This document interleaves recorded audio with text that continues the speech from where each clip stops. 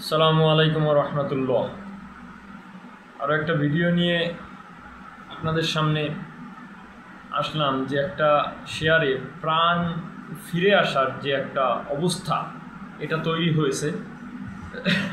আমরা 2 দিন ধরে দেখতেছি এই লো পেইডের এই ভিড়াভিড়ির মধ্যে একটা শেয়ার কিন্তু সেইভাবে মুভমেন্ট করেনি, আমরা যেটা দেখতে পেয়েছি। এবং এই মুভমেন্ট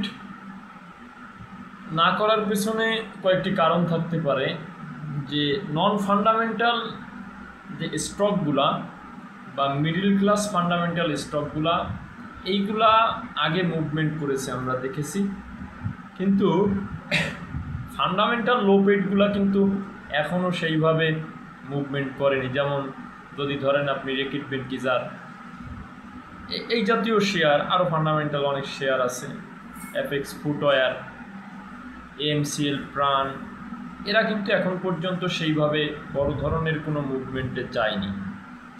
কিন্তু একটা শেয়ারে দেখলাম 2 দিন ধরে একটু প্রাণ ফিরে পাচ্ছে। 2 দিন ধরে লেনদেনের গতিটাও বাড়তেছে, প্রাইসটাও বাড়তেছে। 228 টাকায় শেয়ারটা ছিল।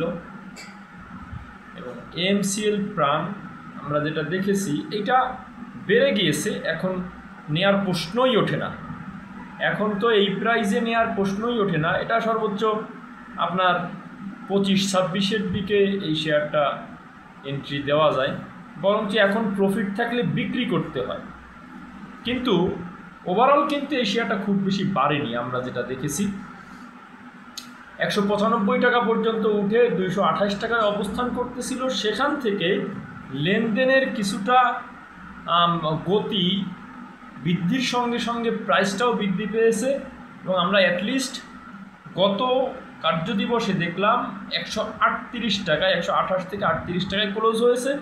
এখন কারো যদি প্রফিট থাকে প্রফিট টেক করে নেওয়া উচিত। তবে এইসব শেয়ারে যদি স্ট্রংলি একটা প্রাণ ফিরে পায়, এই প্রাণে যদি স্ট্রংলি প্রাণ ফিরে পায়, তাহলে এগুলার অবস্থাটা বেগতিক হয়ে দাঁড়ায়। এবং এদের আপট্রেন্ডের অবস্থাটা যখন দীর্ঘদিন তো ভালো হচ্ছে না, হয়তো বা আবারও ডাউন ট্রেন্ডে যাবে, আবারও ডিভিডেন্ডের আগে 210-12 যেতে পারে।